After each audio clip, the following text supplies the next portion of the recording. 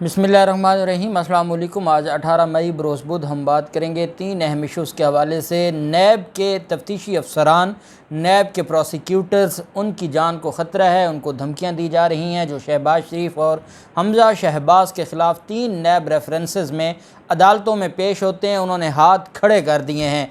ARY news की तरफ से आज ये ख़बर ब्रेक की गई है कि जो बड़े बड़े प्रोसिक्यूटर्स थे और जो लाहौर हाई कोर्ट में भी पेश होते थे और जो इनके ख़िलाफ़ नैब अदालतों में भी पेश होते थे, उन्होंने क्यों हाथ खड़े किए हैं, उनको क्या थ्रेट था, कौन उनको डरा धमका रहा है, उनकी तरफ से आला हुकाम को क्या बताया गया, उसकी तफसील मैं आपके साथ शेयर करूँगा।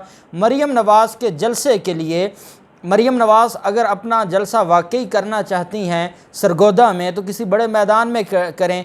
एक छोटा सा पार्क था, हाल ही में उस पार्क में काम करवाया गया, दीवारें बनाई गई और उसके ऊपर जो ग्रिल लगाई गई। सिर्फ मरीम नवाज़ का जलसा, क्योंकि मरीम नवाज़ किसी बड़े मैदान में तो जलसा कर नहीं सकती, अब वो पार्क ऐसा था कि लुक नहीं बन सकती थी। जो मरीम नवाज़ ने कुर्सियां लगा के एक जो ड्रोन कैमरे के ज़रिए लुक लेनी थी, उसके लिए पूरे के पूरे पार्क को तबाह बर्बाद कर दिया, जो अवाम उन्नास के पैसों से अवाम उन्नास के लिए बनाया गया था।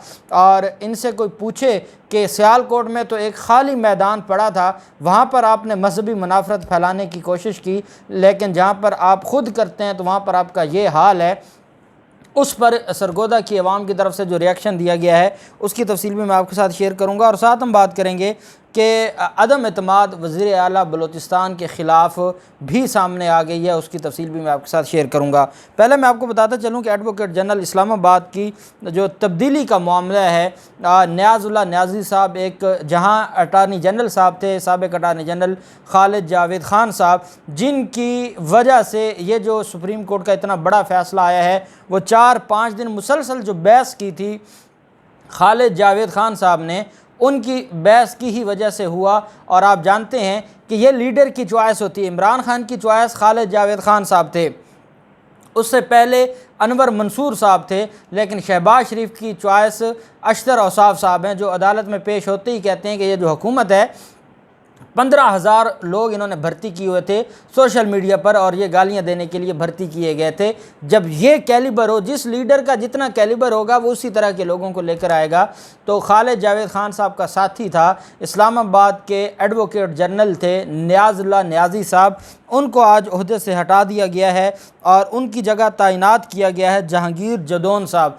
जहांगीर जदौन साहब आप जानते हैं कि नवाज़ शरीफ के ख़िलाफ़ तोशाखाना रेफरेंस में पेश होते रहे हैं। ये नून लीग के केसेस में इलेक्शन कमीशन के सामने भी पेश होते रहे, ये नून लीग के केसेस में बाकी जगहों पर भी पेश होते रहे। मैं एक बात का क्रेडिट ज़रूर दूंगा कि न्याज़ुल्लाह न्याज़ साहब, अहमद अवैस साहब जो एडवोकेट जनरल पंजाब थे, या अटारनी जनरल साहब, ये वो नहीं थे जो पहले पाकिस्तान तहरीक इंसाफ के केसेस में इस तरह पेश होते कि ख़ुद फरीक बनकर पेश होते, ऐसा नहीं था। लेकिन बदकिस्मती ये है कि इन्होंने अपनी हर जगह पर, आप देखिए ना, इनकी तरफ से अब ये कहा गया है कि चेयरमैन नैब ये अपना ले आएंगे, PCB के चेयरमैन की हद तक ये उसको उतारने लगे हैं। हर जगह अपने लोगों को ये फिट करेंगे और उसके बाद ये हुकूमत से आवाम की जान छोड़ेंगे। ये इनका तरीका वारदात है और हमेशा से ये ऐसा करते आए हैं।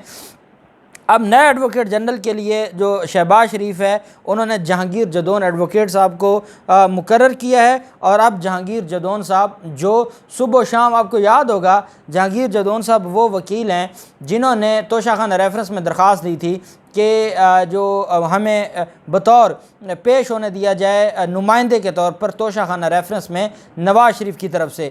जब ये दरख्वास्त एहतसाब अदालत ने कहा भी मुल्ज़िम किधर है, मुल्ज़िम आएगा तो पेश होगा, तो उस पर ये इस्लामाबाद हाई कोर्ट चले गए। इस्लामाबाद हाई कोर्ट ने कहा भी पहले उसको तो लाए ना जो हमारी अदालत की ज़मानत पर गया था 8 हफ्तों का, वो किधर है। जब वो 8 हफ्तों वाला मामला बना तो वो उनके गले पड़ गया और फिर इस्लामाबाद हाई कोर्ट ने वो अपीलें फ़िक्स की और वो सारा फिर मामला हुआ।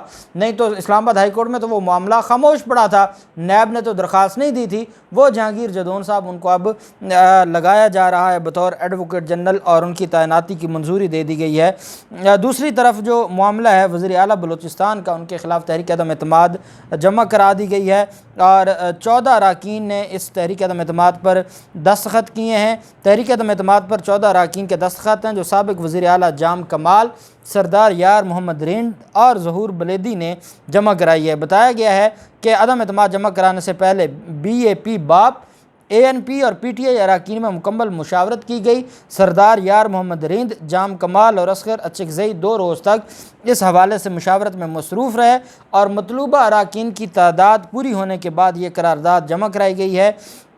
अब अदम एतमाद की करारदाद जमा करवाने के बाद साबिक़ वज़ीर आला जाम कमाल, जिनको ओहदे से हटाया गया था, जाम कमाल की तरफ से ये कहा गया कि बलूचिस्तान में गुज़श्ता 6 माह से सियासी मामलात पर तहफ़्फ़ुज़ात थे, कारकर्दगी अच्छी नहीं थी।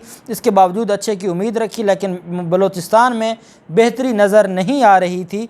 कई बार कहा कि बलूचिस्तान के साथ जुल्म को नज़रअंदाज नहीं कर सकते।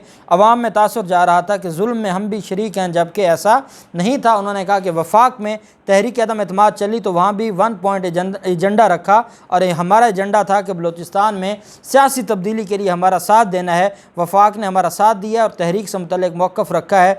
बलूचिस्तान में हुकूमत की तब्दीली के अलावा हमारा कोई और एजेंडा नहीं है और अब देखते हैं कि इस पर कब इलेक्शन होता है और ये मामला कहाँ जाता है। दूसरी तरफ मरीम नवाज़ ने सरगोदा जलसे के लिए जाना है, हमज़ा शहबाज ने भी जाना है, वो बतौर वज़ीर आला।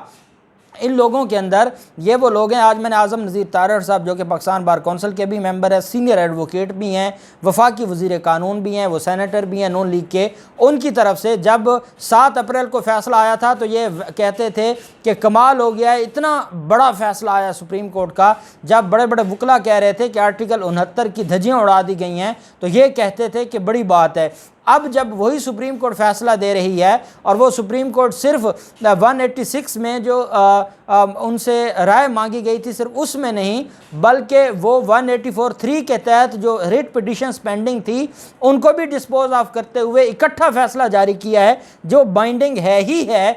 उस पर अब वो कह रहे हैं कि हमज़ा शहबाज क्यों इस्तीफ़ा देगा, हमज़ा शहबाज इस्तीफ़ा नहीं देगा। ये इन लोगों का कानून है, ये इनकी वकालत है, ये इनका रूल ऑफ लॉ है और ये इनका तरीक़ाकार है।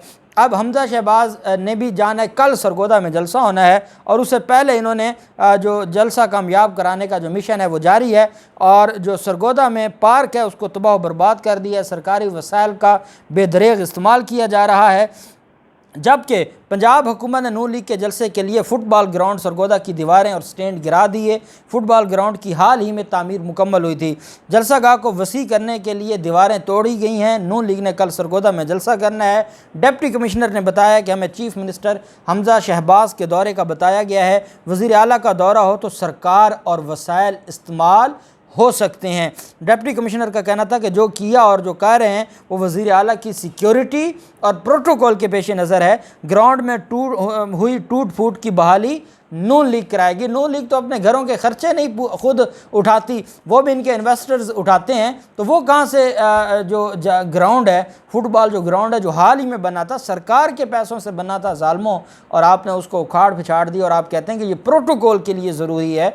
कौन सा ऐसा कहाँ लिखा है कि किसी शहर में वज़ीर आला जाएगा तो उसके प्रोटोकॉल के लिए आप पब्लिक प्रॉपर्टी को जो है वो तहस नहस कर देंगे? ये कितना बड़ा जुल्म है। और सरगोदा की आवाम आज ही इनके ख़िलाफ़ बाहर निकल आई है।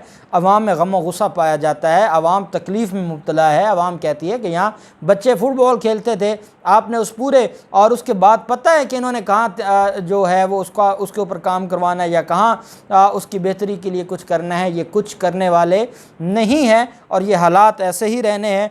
इस वजह से हमज़ा शहबाज और मरीम नवाज़ ने वहाँ जाना है और वहाँ जाकर तकरीर करनी है।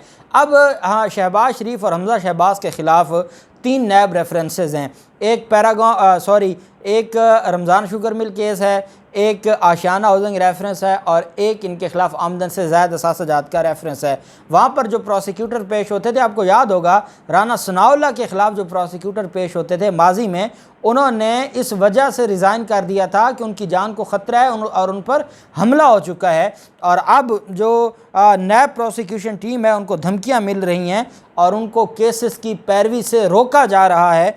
और ARY न्यूज़ ने मुसद्दक़ा ज़राए से ये ख़बर दी है कि नैब रेफरेंसेस में पेश होने वाली टीम को धमकियां मिली हैं जिनमें प्रोसिक्यूशन टीम को केसेस की पैरवी से रोकने की कोशिश की गई है। ज़राए का कहना है कि प्रोसिक्यूशन टीम को बात ना मानने पर संगीन नतायज की भी धमकियां दी गई हैं। इस हवाले से नैब प्रोसिक्यूशन टीम ने आला हुकाम को भी आगाह कर दिया है और उनकी तरफ से ये भी कहा गया है कि जैसे जो स्पेशल प्रोसिक्यूटर जुल्करनैन सिकंदर साहब थे FIA के, और उन्होंने रोक कर एक दरख्वास्त दी थी कि मुझे कहा गया DG FIA की तरफ से कि अब हमने इस केस को आगे नहीं चलाना, वही काम किया जा रहा है अब नैब के साथ। और क्योंकि नैब के रेफरेंसेस इनके ख़िलाफ़ हर तारीख पर गवाह आ रहे हैं, नैब अपना काम जारी रखे हुए है, उसकी सज़ा दी जा रही है और उसकी वजह से डराया धमकाया जा रहा है। पहले FIA का मामला था, FIA के डायरेक्टर की डेथ का मामला, वो अभी मुअम्मा हल नहीं हुआ। वहाँ पर जो आज़म नज़ीर तारड़ साहब के चैम्बर के वकील को स्पेशल प्रोसिक्यूटर मुकर्रर किया गया, जो हमज़ा शहबाज के आने पर उनको प्रोटोकॉल ऑफिसर के तौर पर अदालत में काम कर रहा है, उस पर भी कोई अदालतों की तरफ से कार्रवाई नहीं की गई। फिर इन्वेस्टिगेशन टीम तब्दील की गई, उस पर भी कोई कार्रवाई नहीं हुई। और अब सोने पे सुहागा के नैब को भी धमकियां देना शुरू कर दी हैं। ये धमकियों से काम करते हैं और ऐसे इनका मामला चलता है। अब देखते हैं कि नैब की तरफ से क्या रिएक्शन आता है। ऑनरेबल जो सुप्रीम कोर्ट है वो ARY न्यूज़ की इस खबर पर क्या कोई स्टैंड लेती है, क्या लाहौर हाई कोर्ट के चीफ जस्टिस को नोटिस लेते हैं, क्या होता है, जो भी तफसीलात होंगी आपके साथ शेयर करते रहेंगे। अल्लाह पाक पाकिस्तान का हामी नासिर हो। बहुत शुक्रिया। अल्लाह हाफिज़। पाकिस्तान जिंदाबाद।